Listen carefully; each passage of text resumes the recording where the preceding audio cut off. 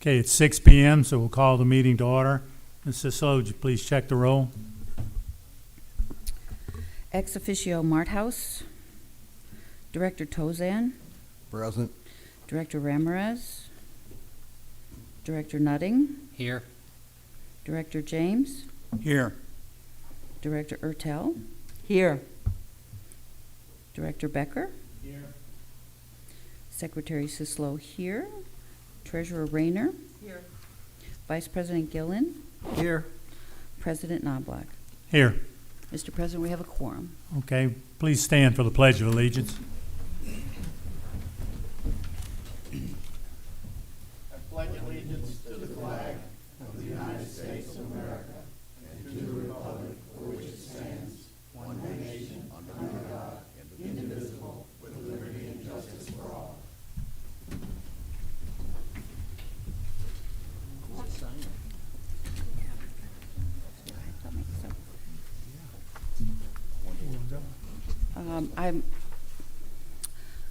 I move we approve the minutes of 3/19/21. I'm seeking a second. Do we have a second? I'll second. Mr. James seconds it. Any discussion? All in favor, say aye. Aye. Aye. It's unanimous. Next, we have to approve or amend the meeting agenda. Does anyone have anything to do with that, to change that? Mr. President, I was responsible for motion 2119, and I would like to table that motion for this point in time, pending a financial review that we're hoping to accomplish by the end of the month. Okay. Anyone, anything else? I also have another You one, need a second that? please. I'll second. Okay. And then I would like to add a new motion, 2021-20. It's for main pool furniture. And there's a copy of information in the packet regarding the financial implications, which would be not to exceed $17,500. It is within budget. Okay, any second for that one? I'll second that. Thank you. Dr. Nutting seconds it. Any discussions on anything? Any of these? Okay, roll call, just not a roll call. All in favor, say aye. Aye. Aye. Any opposed? So it passes. The next is a presentation by Sarah Sheldon, who's with the Diamondhead School of Fine Arts. Ms. Shelton? Good evening, everyone. Uh, Sarah Shelton. If you can use that microphone right there. I'd love to. Good evening, everyone. Good evening, board. Make sure it's on. He's got a green Test, light. test. Yeah, you're on. You're on.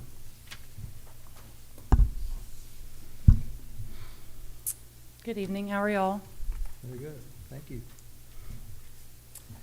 I 3.5 years ago, I started doing case study and foreseeability studies on where to buy my next property. It was between Diamondhead and Ponte Vedra, Florida. Because of the wonderful amenities that Diamondhead has to offer, and with the Golf Course Academy, I bought my house sight unseen in a town I had never been to before. It's been the best decision I've ever made. As soon as I moved in, settled in, I looked for the best ballet school for me to work with, which is when I took the job as ballet director of Gulf Coast Performing Arts in D'Iberville. And I joined their nonprofit board, and we produced the Nutcracker at the Beau Rivage. It's been a wonderful, fun time working with Gulf Coast Performing Arts.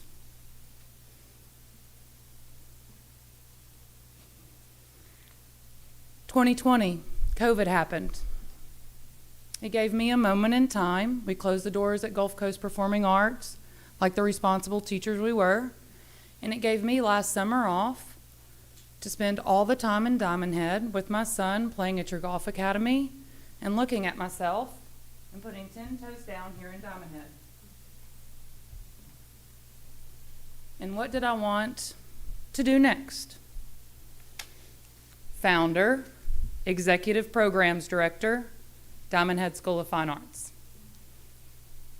There was no point for me to continue to drive 40 minutes one way to work for someone else and get all the funding for this wonderful production when I realized that all the community and the amenities we had here and what I could bring to the community. Since starting under 9 months ago, Diamondhead has had over 250 students visit from across the Gulf Coast. All the teachers that we have hired are certified to teach in Mississippi in education and athletics. We are actively growing all fine arts departments daily.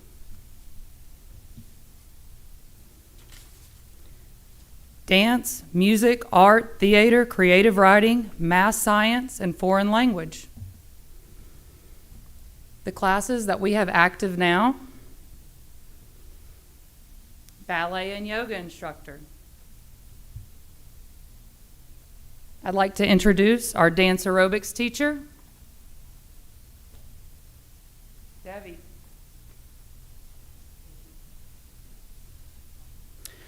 A new class we are bringing, balancing act, Gail. Balancing acts will be excellent for our community because it teaches you how to fall and how to properly get up and stay balanced in your life.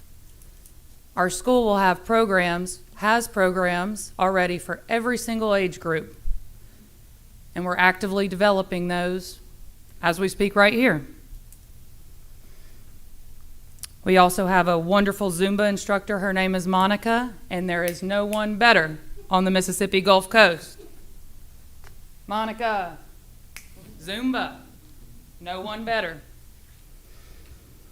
Our hip-hop teacher, bilingual.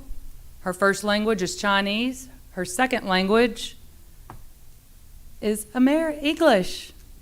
All of our teachers have multiple languages. Lead Spanish.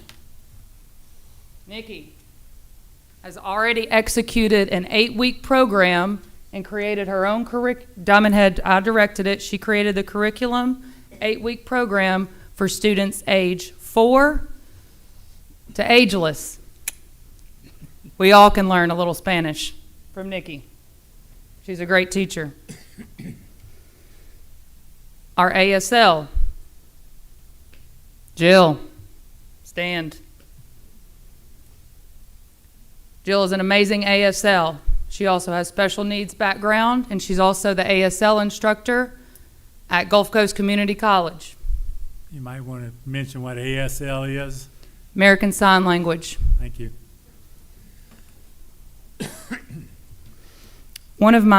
These are classes that we have going daily right now.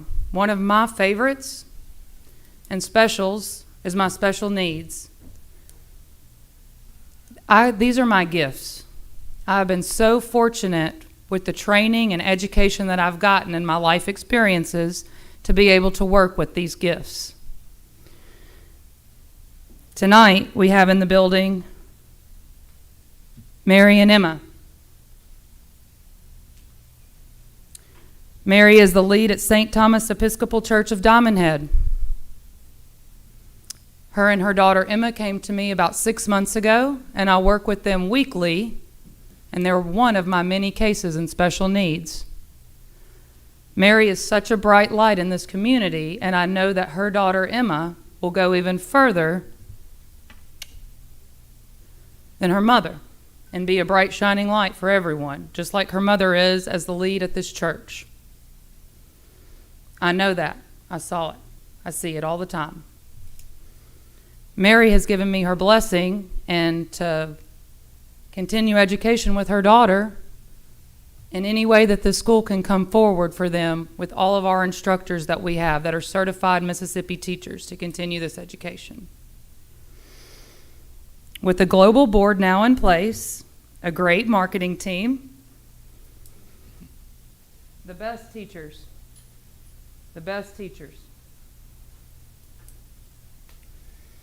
We're ready for the future. We need the POA's blessings as we continue to grow as a school. I know we can help each other reach new goals. Our goals include growing education for all age groups, hosting yearly weekend art festival with the original theatrical comedy at the Club of Diamondhead, and many other fun things. Just like I moved here for Hoppy School, I could only imagine hearing someone move here because of the art school. That is my goal, and added amenities that I believe can be added to our POA in Diamondhead. I know we are an asset to the amenities here and can continue to grow. Look at what we've done in such a short amount of time, and our future is great. I've allocated my global connections for this school and for our community here. I want to give the next 30 years to here. Diamondhead now has a new school, Diamondhead School of Fine Arts. Thank you. Thank you. How can someone who's interested find out more information? Our website is up and running at dsfaglobal.org. dsfa.org. dsfaglobal.org. Okay. Anyone have any questions? Where is your school presently located? We're very nomadic right now. Have you reached out to the Hancock High School about their facility, maybe if you wanted to do a performance or something? Have you seen their building they've got? Yes, I have. They don't allow drinks and stuff in there. It's very school-oriented, but I have seen it. We also have Jill that works at Gulf Coast Community College, and they have a beautiful that's where the orchestra is. I have friends on that board there. So we're seeing where we can go in our future. But I know my future is here in Diamondhead with the POA first. And what would you like from us? Blessings, AKA, we need each other. I founded the new art school in town. I have over 250 students enrolled. All my programs will have even more than that coming this summer and in the next 1 and 2 years. But beside our blessings, what can we do for you to help this very worthwhile project? I appreciate you saying that already. Locations, time, just the time. I have the teams and the volunteers ready to execute everything. Locations. Again, I'm plugging everything back to Diamondhead. I bought my house sight unseen in a town I'd never been to for your golf school. I want someone to say that about this fine arts. What locations are you presently using? Right now, Diamondhead Community Center, Twin Lakes. Okay. Anyone else have any questions? Well, thank you very much. It's very interesting, and we'll see what we can do to bless you. I appreciate it. Thank you, board. Thank you. Thank you. Thank you. Okay, the next thing is the president's report. For Easter, from what I understand, we set a record for people eating at the club. We had over 500 people who were served, which is really a lot for us. When the budget for 2021 was adopted, we said we would review it after the first 3 quarters and make modifications if needed due to the uncertainty issues in some income areas. So we should receive the financials at the beginning of next week at the latest, and we'll meet sometime next week to review the first quarter and go from there. You may have heard that one of our junior golfers, Kirsten Altes, tied for second in her age group in the national drive, chip, and putt contest, which was held at the same golf course where the Masters tournament is played. The announcer said, because I watched it on TV, must have said at least 3 times, Kirsten was from Diamondhead, Mississippi. And I have to tell y'all, I was just wondering to myself, I could see these people saying, where in the heck is Diamondhead, Mississippi? Hopefully some of them looked it up. But we certainly congratulations to Kirsten. There have been several requests to provide a dedicated pickleball court or courts. We'll hear a little bit more about that during the Recreation Committee report tonight. We have increased our use of Instagram, which is mainly pictures showing what's going on in the community. So we certainly encourage you to follow the club at Diamondhead to stay up to date about what's going on in the present and future. Our POA website's also been updated to make it a little easier to navigate. How many of you know, or did you know, this is a partly rhetorical question, we actually have a 9-hole Frisbee golf course at Twin Lakes. Okay, so get your Frisbee together, get your kid out there, or kids, and go throw it. Just be careful, don't throw it into the water. It's somewhat similar to playing golf. If you're near water, you lose the ball, okay? But just bring your own Frisbee. If you've had your roof repaired since the hurricane and you put a sign in your front yard, you know, for the roofing company, most of the signs have been removed. We simply ask you to remove them now. Most of them, I think, have been up there long enough. Although the POA has absolutely nothing to do with this, this is just information you might be interested in. To reduce the speed of vehicles on some of our streets, the city is proposing to erect 7 all-way stop signs. They are no longer double signs or triple signs. They're now all-way, okay? If you haven't seen it, it's on their agenda for tomorrow night. I'll just tell you where they are quickly. You'll understand why. Capilama and Keno, which is the first cut-through street by Twin Lakes. Capilama and Golf Club Drive. Capilama and Kaloa, which is the first intersection you come to when you come in the back way. Okay, and if you've ever driven on Capilama very much, they do tend to go a little faster than what the speed limit is. In addition to that, these are all more or less in the same area. Kaloa Street and Kale Street, which is in that area. Kaloa Street and Honolulu Place. Kaloa Street and Anahula Street, and also Anahula and Ala Moana.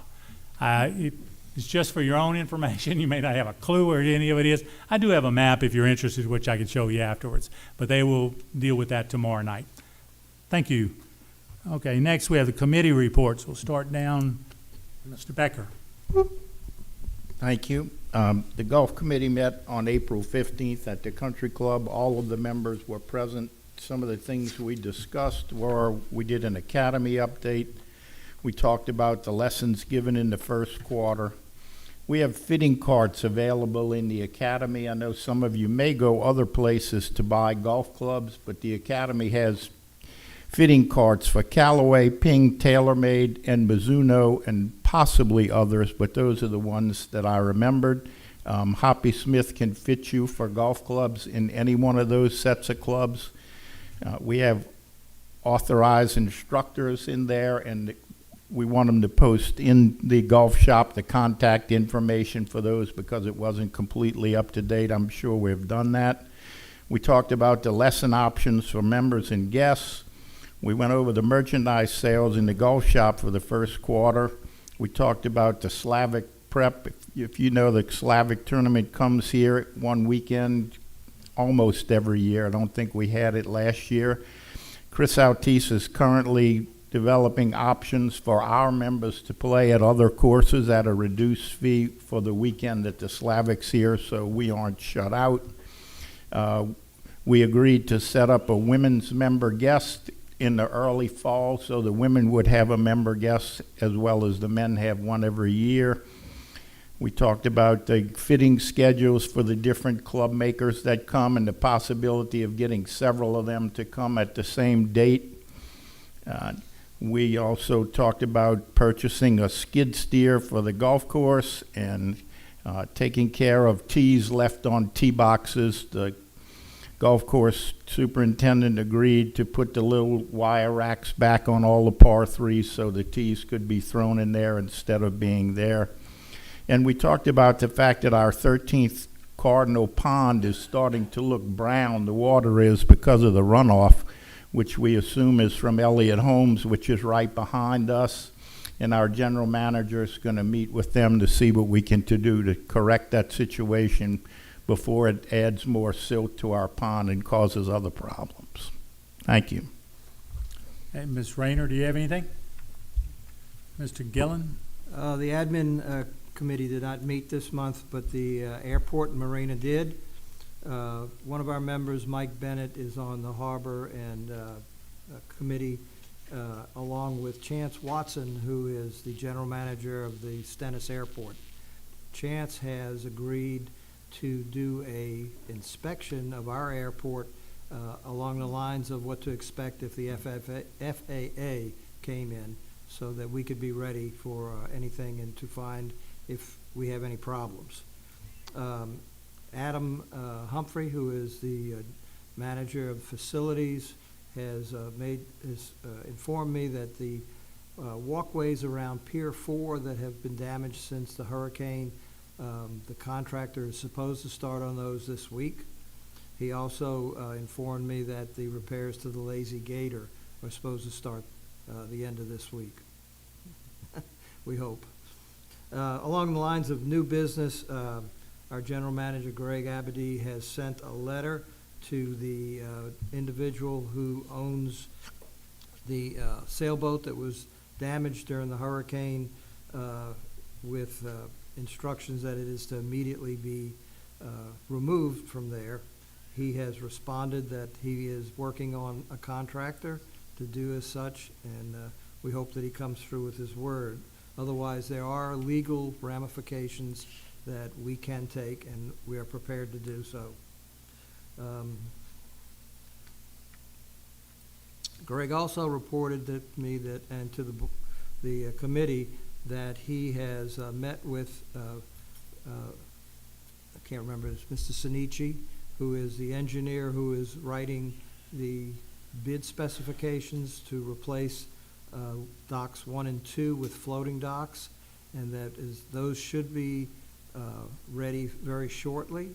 And when those bids are sent out, they will be done in a manner that we can be sure that we are meeting all the specifications, that we can use the money that was set aside for that, and that we will get repaid by the state for that.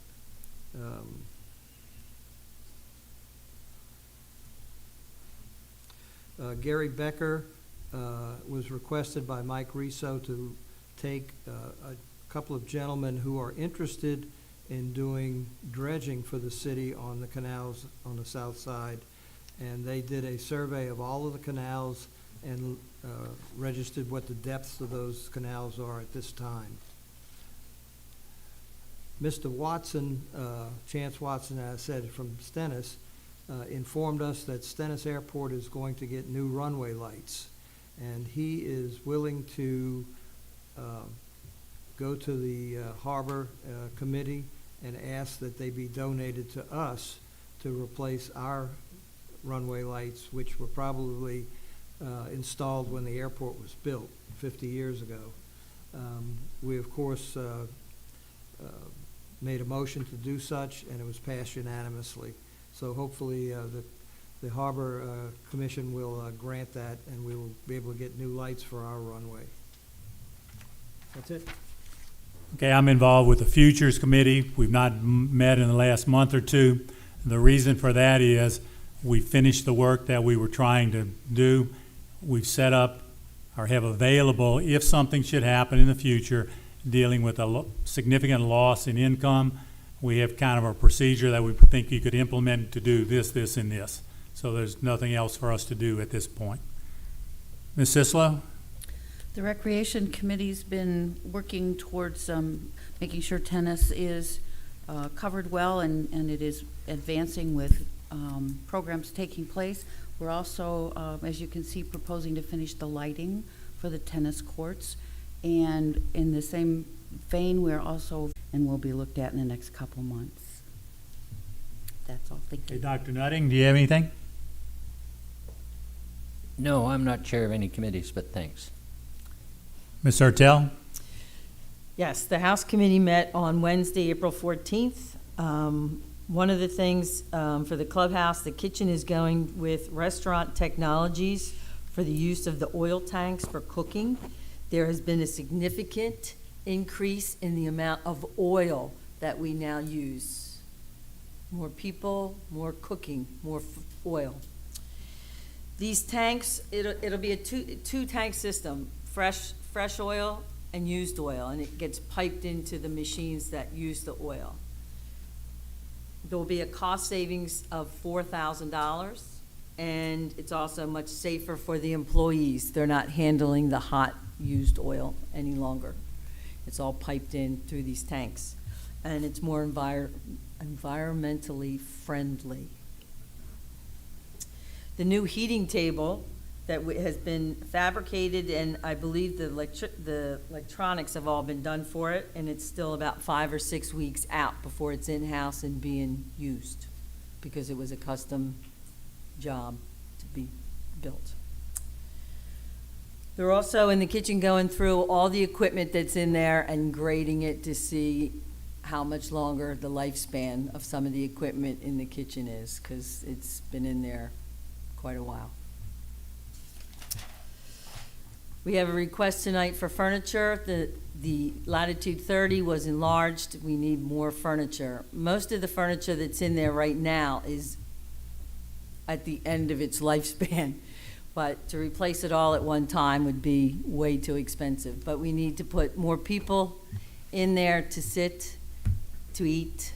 We need tables and chairs for that purpose.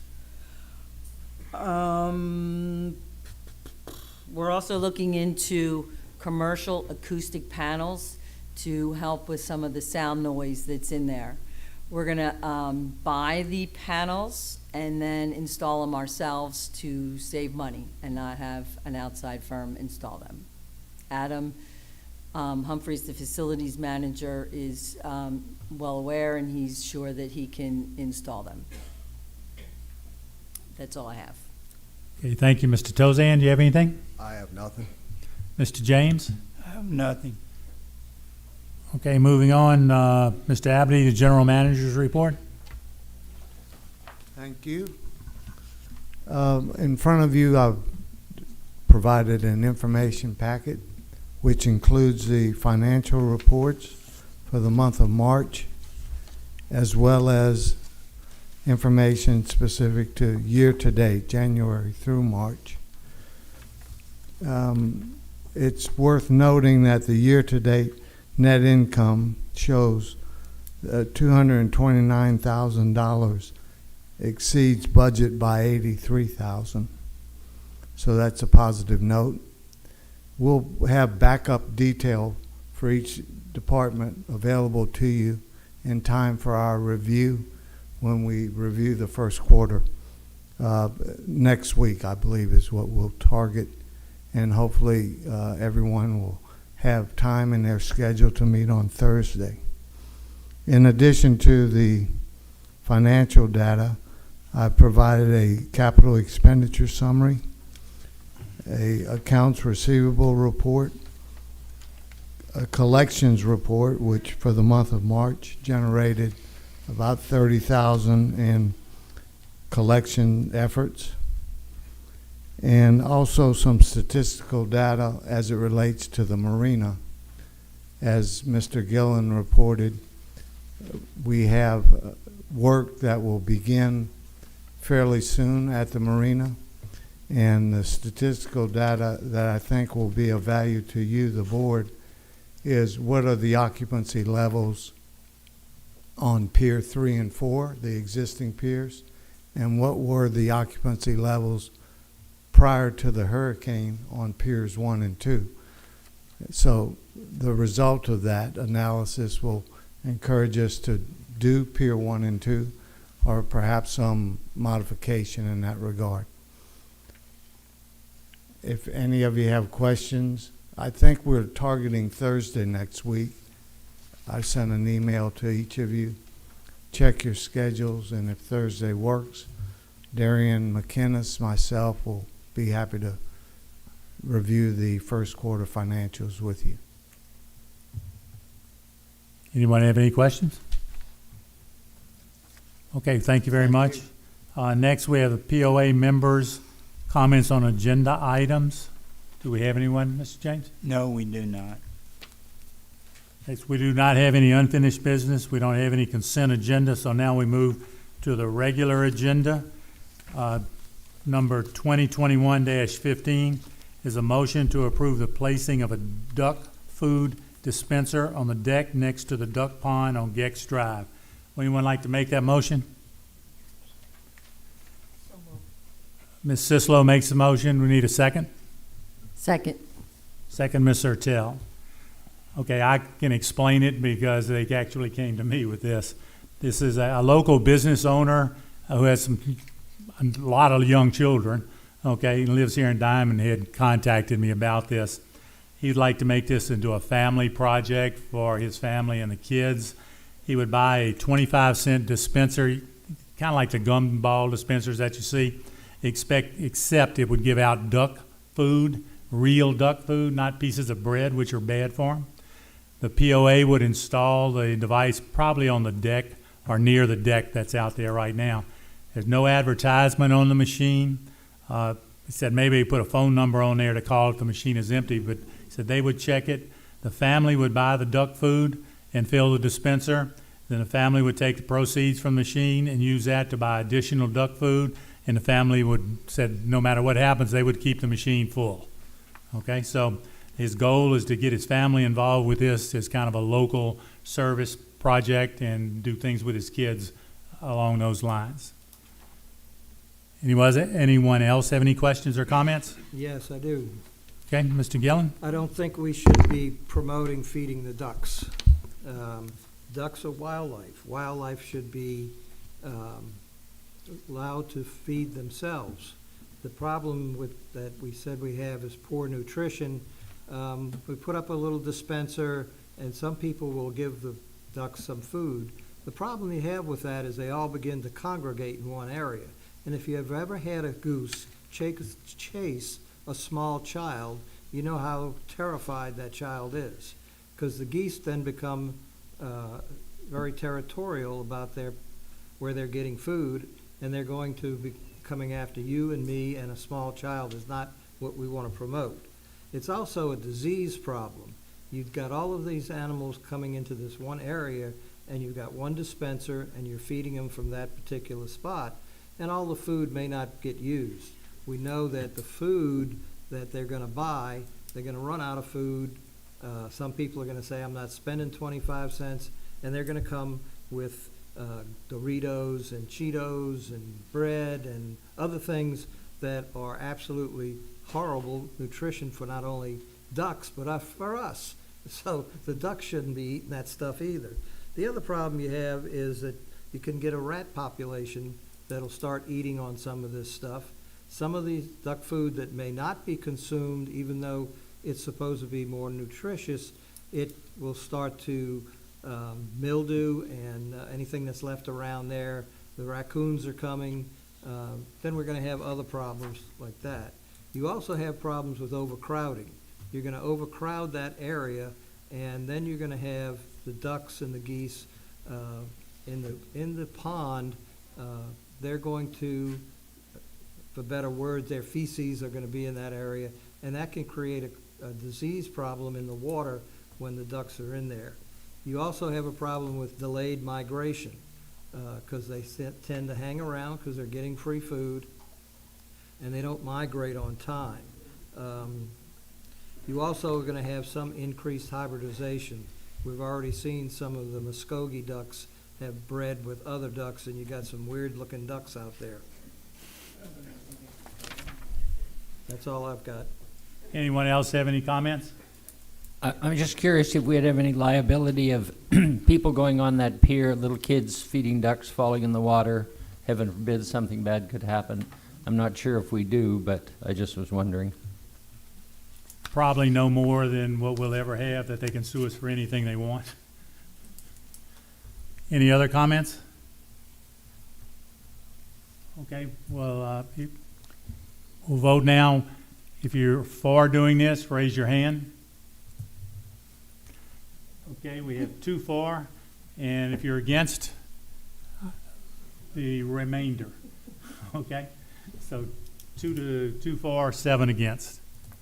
Okay, the next thing is 2021-16, which is a motion to approve $13,700 to buy additional furniture for Latitude 30. Do we have someone? I make that motion. Ms. Hertel makes a motion. Do we have a second? I'll second.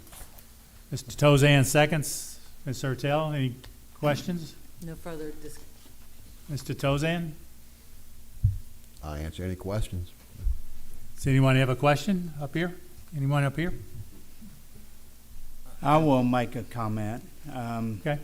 When the proposal was made, there was 3 bids as we required, and I questioned the choice of those bids.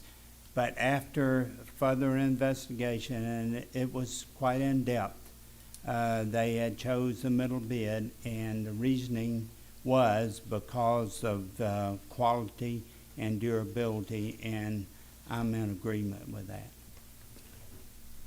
Dr. Nutting?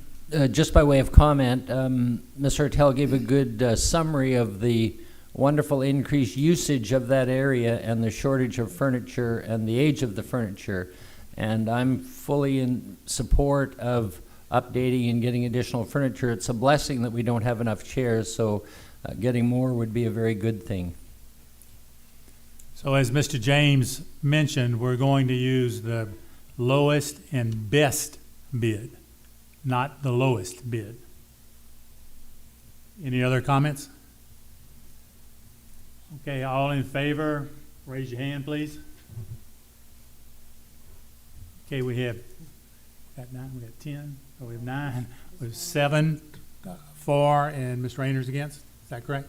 7-1. Okay. So the motion passes.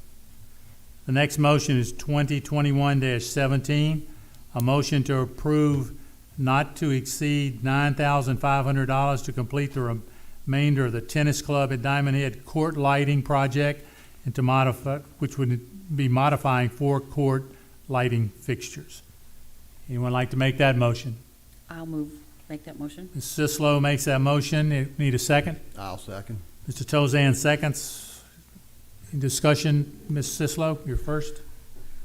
This is just really to complete a project that was started early in the fall, and we have a lot of night tennis play, and we really need to have these courts completed.